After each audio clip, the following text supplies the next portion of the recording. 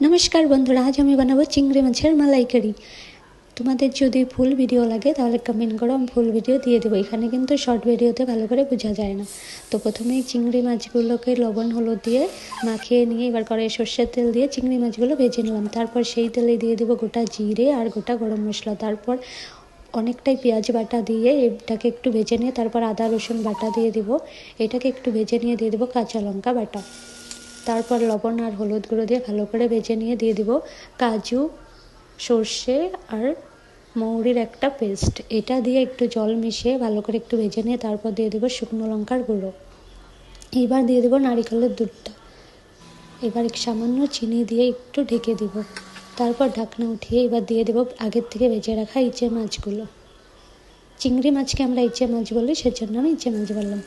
এবার নামানোর পর সামান্য গরম মশলা দিয়ে তারপর ঘি 1 চামচ দিয়ে নামিয়ে